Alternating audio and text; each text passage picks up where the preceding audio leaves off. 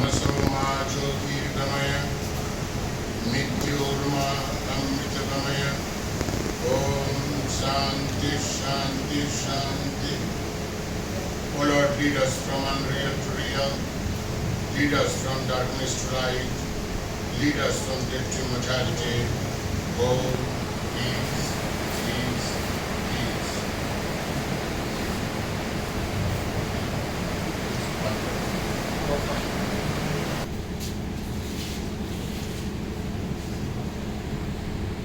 I am very happy to be with you all in this afternoon, in this prestigious institution.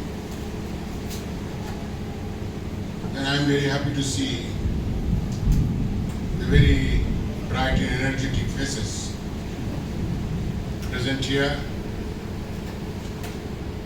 He went to attend our function, the Thiruvananthapuram Ramakrishna Mission Ashram Hospital. I came to know about him. He is a very knowledgeable person, experienced person. Under his guidance, many institutions are running here and also in Trivandrum. He was telling Swamiji, now this pollution is a global burning issue, and how to reduce the pollution.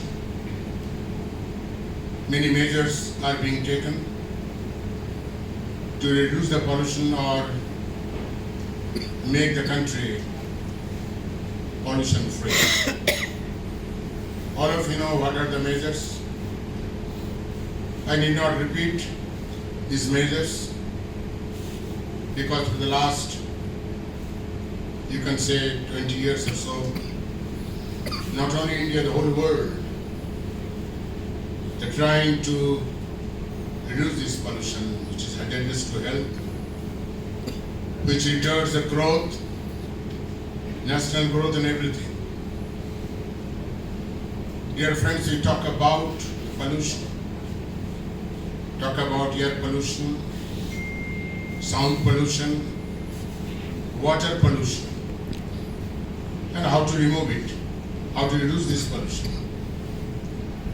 Dear friends, we hardly talk about another kind of pollution which is very, very dangerous, and that pollution is human pollution. Frankly speaking, human beings are polluted. Now, what are the pollutants in human pollution? Pollutants are hatred, jealousy, self-centeredness, greed, desire, all sorts of pollutants. Because of these pollutants, human beings want to satisfy desire, and out of greed, you can see, just to satisfy the greed, enjoy more, what is happening actually? Because the man has tortured or torturing nature like anything. We find that ruthless and reckless exploitation of nature by the people, by the man, by the human being, what is called deforestation, and destruction of hills, urbanization. There are so many things. Dear friends, if you really want to remove or reduce the pollution, then first we have to remove our pollution. Undoubtedly, we are not putting attention to human values, which is very, very important. Nowadays, there is a tremendous erosion of human values.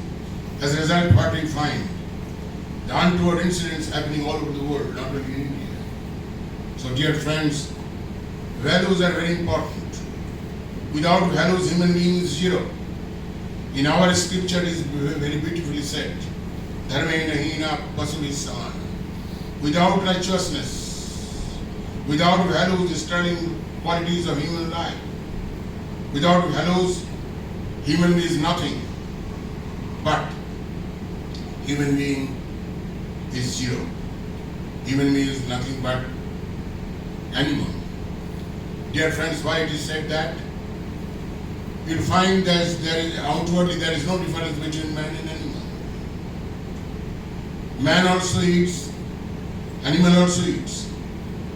Man also take rest, animal also take rest. Man also sleep, animal also sleep. But there is a fundamental difference. There is a common thing between man and animal. But there is a fundamental difference between man and animal. What is that fundamental difference? The basic difference between man and animal.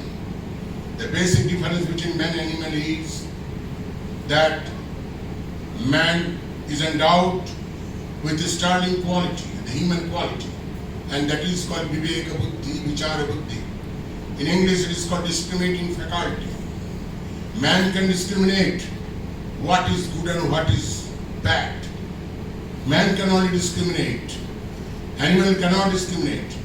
So God has endowed us with a very sterling quality, and that quality is called Viveka Buddhi, Vichara Buddhi, the discriminating faculty.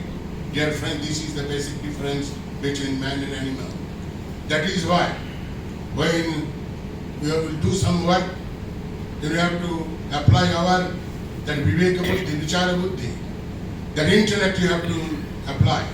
What is good and what is bad for you and what is good and bad for the country also. Dear friends, so human values has to be inculcated in your life. Otherwise you cannot progress in your life. For time being you can progress. But without values, and other words you can say the character. Without character, you cannot proceed further and further. You can proceed without character to some extent. But dear friends, if you want to become or you can want to do great work, then character is very, very necessary or essential. Dear friends, I don't know how many you have read about Swami Vivekananda. Time and again he has said, what is the objective of our education? You are getting education here in other institutions, no doubt about it. But you must understand what is called objective of education. Objective of education is not only to earn money to get some good number or study some good college, good number and good job and good pay packets, and that's all. Dear friend, this cannot be the only objective of education. The objective of education is, Swami Vivekananda has said time and again, that is man-making education, character-building education, and along with this too, there is nation-building education. Swami Vivekananda is to put very emphasis on the character, and Swamiji also has put emphasis on this man-making education. Swamiji said, men are wanted. Everything take care of itself. What does it mean? Swamiji wanted men of integrity, men of character, men of honesty. Swami Vivekananda wanted. These kind of people can take the country forward and can solve any kind of national problem or state problem or individual problem. Dear friends, that we have to understand. Very recently, just I was addressing a very famous college in what is called in Mumbai, a very high-fi college. There are 700 students were there. I think mostly they are college students. And I went there to tell about human values, about the value education. Nowadays, every institution will find the value-oriented education. Not only education, not only money-earning education or career-building education, but value-oriented education. That education which can give you some values. You can know about the value. So just I went to that college. Many students were. Then what I did, I called 10 students and asked them, write on the blackboard what you want to become. the one after another students came. They wrote on the blackboard. What they wrote?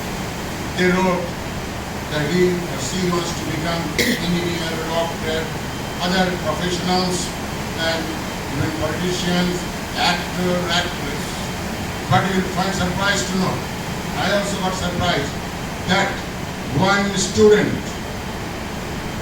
last student, came and write on the blackboard, I want to become real human being, real citizen, real human being, enlightened citizen, enlightened human being, that student would. Dear friends, this should be our objective. We are all citizens. There is no doubt about it. But question comes, whether we are an enlightened citizen. Enlightened citizen means whether we love our country, whether we think about our country, about its development, about its progress. That is why if you are really the good citizen, enlightened citizen, then, dear friends, you have to love your society, love your country. You may raise question, why should I love my country or love my society? What is there? Yes, you are bound to do it because you are indebted to the society, you are indebted to the country, or also you are indebted to your family. How much you have taken from your family, from your society, from your country? How much you have taken? Today we are sitting here. How much help and cooperation you have got from your parents, from the teachers, from the society, from the country. In return, you have to give something. In return, you have to give something. Dear friends, that is why Swami Vivekananda said, what he said, the realization and service are twin ideals of our nation. Tyag or Seva, the twin ideals of our country, renunciation and service. Swami Vivekananda used to put in passage in this service. Serve your fellow being, serve your family, serve your society, serve your country. It is very, very important. That is why we have to become true, real human being or enlightened citizen.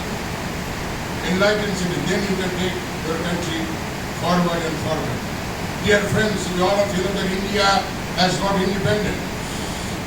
It is not independence of 2 years or 3 years.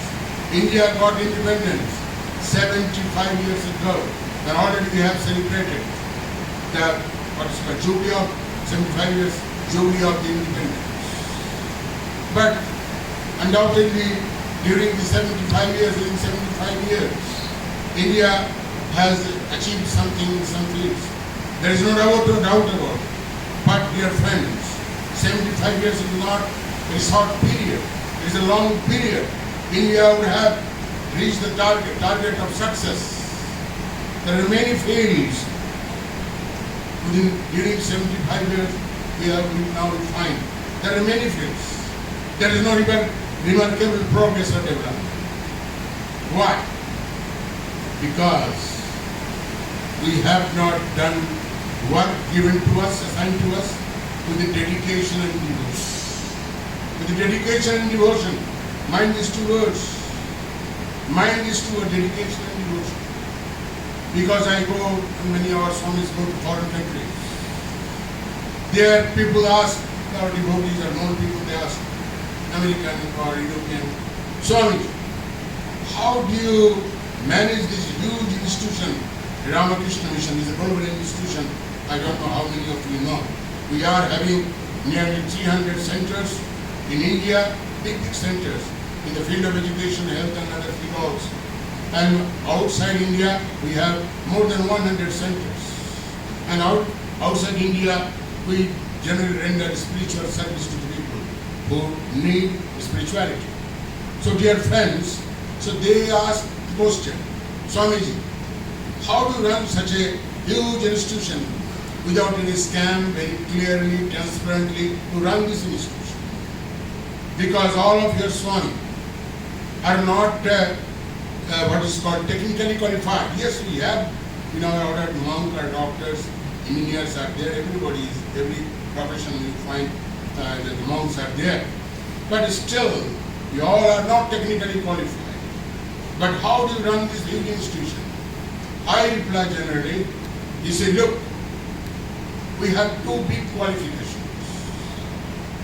And what are the two big qualifications? That is dedication and devotion. Are the two qualifications. With these two qualifications, we have been able to run this global organization, Ramakrishna Mission. Without any dedication and devotion, you cannot run the institution. You can run for 5 years, 6 years, 10 years. I know many institutions. Because lack of dedication and devotion collapse like anything. Many institutions I can name. But dear friend, that is our, he was telling Swamiji how to manage. You tell the managing student, they must tell them how to manage things. Dear friends, if you want to manage anything, you have to manage yourself. If you want to manage a factory or a school or college or institution. So how we can manage? Dear friends, there are three things are very necessary. What is that? For managing things. First is transparency. You must maintain transparency of everything. In transaction, in other things, everything maintain transparency. Transparency is very important. Then second comes accountability. You must be accountable to your customer, to your people. There must be accountability to society. Then third is credibility. It is very important. You have to earn credibility. Dear friends, with three pillars are here. With these three pillars, you can run any institution, big institution. I can quote many institutions because lack of transparency. These huge institutions, the American or European institution, just collapse like a house of cards. So that is why transparency very important. Swachhata in Hindi, of course, not in Hindi. Swachhata is transparency. Just in other words, we can say the honest, Mahatma Gandhi and others have said, honesty is the best policy. Honesty is the best policy. You may say, raise question, nowadays nobody observe or follow honesty. Yes, they may not follow honesty, but in the long run, they will suffer. There is no doubt about it. There are many examples, sir. First is transparency. Second is the credibility, accountability. You must be accountable to the student, to the guardians, to the society, to the customers. You must be accountable. You must be accountable. Otherwise, you cannot run any institution. And third, what I was telling, that is credibility. That is very important. That is why three things are necessary to manage anything. Manage anything. First, you have to manage yourself. Unfortunately, we are unable to manage ourselves. Why we are unable to manage ourselves? Because, as I started in the beginning, that there are many pollutants are there. Because of that pollutants, the greed, the selfishness, the anger, jealousy, violence. Because of this, we are unable to manage ourselves. First, you manage yourself. First, you must have control over your mind, over your intellect, over your senses. In our scriptures, in Hindu scripture, other scripture also, you must have that control. If you have control over the senses, mind, body, intellect, then you can run the institution, any kind of institution. So, dear friends, you have to be honest, you have to be accountable, and you must earn credibility, and you must be honest and transparent. So, dear friends, this is the way of what is called running an institution. You can manage the institution. There is no doubt about it. Then I would like to tell you that read Swami Vivekananda. Read Swami Vivekananda. But Swami Vivekananda was icon of youth. I will tell you perhaps you know or not, I don't know, that the 12th of January being the birthday of Swami Vivekananda. The government of India declared in 1984 that the birthday of Swami Vivekananda should be observed as a National Youth Day. Since then, we have been observing many school and colleges, most of the school and colleges, private or government, here also in India and outside India also. That is called the Swami Vivekananda is the icon of youth. The leader of the youth. Swamiji wanted the leaders should, youth should come up. He has said one place, he has said, how he has faith and confidence on youth. Faith and confidence on youth. He said, my faith in younger generation, my faith in modern generation. Out of them, my worker will come, work like a lion for regeneration of India. Dear friends, how much faith and confidence Swami Vivekananda reposed on all of you, the youngsters. You see, the youngsters, youth power can make impossible possible. Make impossible possible. Any kind of revolution, whether in India or outside India, you will find at the helm of the revolution, whether it is the industrial revolution or political revolution, whatever may be the revolution, the helm of the revolution you will find the youngsters, the youth. They took the lead of the revolution and they have become successful. There is no doubt about it. Dear friends, Swami Vivekananda has reposed great faith and confidence on you. So you have to take the country forward and forward. One example will be suffice, I think. That what is that example?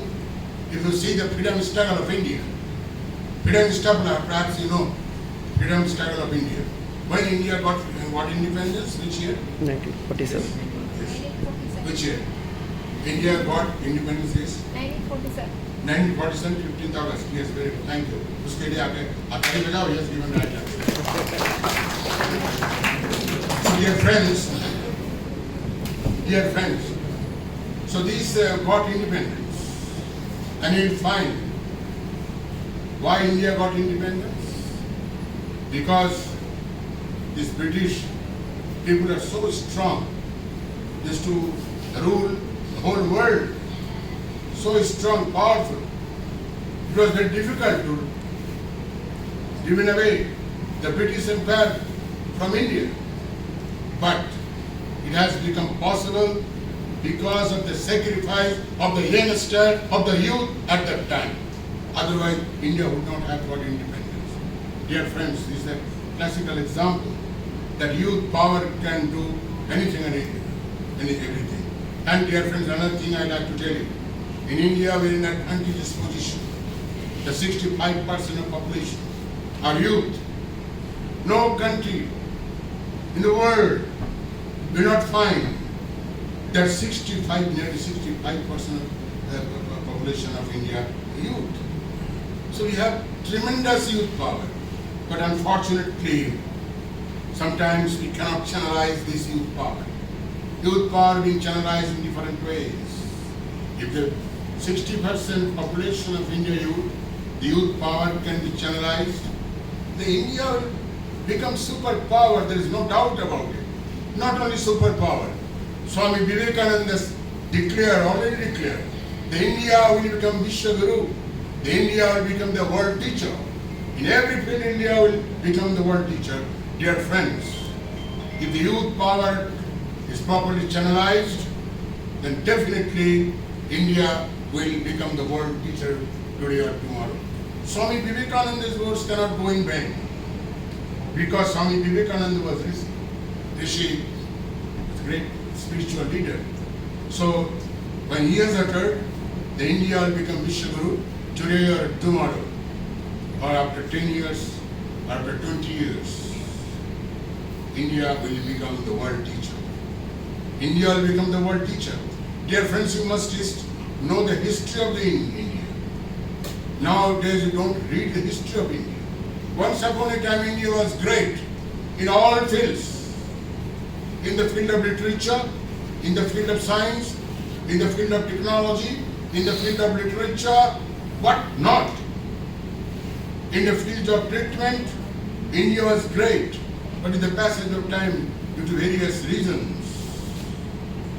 India's position came down. But again, India will rise, Swami Vivekananda is saying, India will rise again. India will rise again in such a way that future India will fade away. The glory of the past. Glory of the past. Dear friends, all your science student, maybe science student or what is called arts student. But can you imagine in earlier days how India was great? Who discovered this digit? It's the basis of the science. Who discovered? No, an American scientist or European scientist has discovered this digit. Who has discovered? Can you tell me? Aryabhatta. Who has discovered digit? Anybody? Who is that mathematician? Who discovered the digit 0? You must know this. I know. Aryabhatta. Aryabhatta was an Indian mathematician. He discovered this digit 0, 1, 2, 3, 4, whatever. He discovered. Can you imagine how intellect they were? In treatment, I am telling. Perhaps you have heard the name of two great physician and surgeon. Sarakan Shishma. What they are? Sarakan Shishma. Yes, Charaka and Susruta. Whatever we read nowadays in the medical college, it is borrowed from Charaka and Susruta Samhita. We take what is called oath in after finishing graduation in medicine. That oath also is taken from Hippocrates' oath. That oath that is taken from Charaka and Susruta Samhita. Dear friends, again India will become great. How India will become great? Because of India will become great. First I was telling that many young youngsters are sitting here with all bubbling energy, with all strength and courage. Dear friends, you can change the whole scenario. If you want, if you will, then you can change the whole scenario. You can bring about a revolution, whether in the field of education or in the field of science, whatever it may be, you can bring about a great revolution. And we are talking about and worried about the pollution, the global warming, the natural calamities, all sorts of things. We are very much worried. Dear friends, as I started before, just beginning, that if you want to reduce the pollution, first you become pure. First you remove the pollutants in our scriptures. It is called what is called Sadaripu, the 6 enemies within us. Kama, Krodha, Lobha, Moha, Mada, Matsya. In everybody. Anger is there, hatred is there, jealousy is there, desire is there, Moha is there, delusion is there, everything is there. Dear friends, that you have to remove. That you have to remove. Then you can become ideal citizen of India. Then you can become enlightened citizen of India. Dear friends, today there is a tremendous erosion of values. Everywhere we see what has happened to the youngsters, what has happened to the present scenario, all sorts of things we talk and discuss. And we talk about the untoward incident happening all over the world. And we are very much ashamed, being human being, we can do some inhuman things. We can do some inhuman things. So really we are ashamed, dear friends. That is why inculcate the values within ourselves. Inculcate is the time has come. Time has come, they inculcate the values. What's the values? Unselfishness, service, love, affection. These are the values you have to inculcate within yourself. And then will become ideal citizen, ideal man. And not only that, but becoming ideal citizen, you can improve yourself, you can develop yourself. At the same time, you can develop society and you can develop the whole country. I don't want much of your time. I am very much pleased to be here with you all in this afternoon, and Sarabji has invited me, is very kind enough to invite me to this prestigious institution. And I just, in the vehicle I was going around what is called the campus. I have not went around the whole campus, but some portion of the campus I took very tasty food, very simple food, tasty and simple, not so much oil and rich, that and spicy, simple food. And that also, you could talk about the what is called pollution and all sorts of things. Dear friends, one thing I have to tell you. I can tell you one incident happened when I was coming from Delhi to what is called this place, Trivandrum. You see, people have lost that civic sense. It's very important. What is the civic sense? To reduce the pollution, because they are littering here and there. They are just spitting here and there, throwing papers here and there. They do not know how to put papers west, how to preserve it, how to throw it, how to keep it. They don't know at all. That is why they have no civic sense. Though from outside, very gentle, very educated, putting putting on this, that, very smart dress and all sorts of things. But they do not have civic sense. We must have that civic sense. We must have that civic sense. You see, at that incident, I wanted to tell you that is happening. Two couple, this young couple, just they are waiting in the Delhi airport. I was just sitting by his side, and I saw they took out from the bag this chocolate. And both of them were eating chocolate, and there was no nearby dustbin or something. Then they are looking at me, whether I am looking at them or not, because they want to. The wrapper of the chocolate just to throw it there. If I see, that is why they are seeing me, whether I am seeing them or not. When just I saw that second different, they throw it there. What is this? From educated, at least from educated person, no respect. This kind of behavior. So dear friends, we have to be very careful. If you want to preserve our what is called the beautiful country, the greenery, particularly I have this my third visit to Kerala. Always I appreciate why this greenery, this beautiful scenery, the river is flowing, such a wonderful state. Here pollution rate is very low. But here in Delhi where I stay here, you read in the newspaper, the highest pollution in the country. Or your eyes will burn. In what's called the winter season.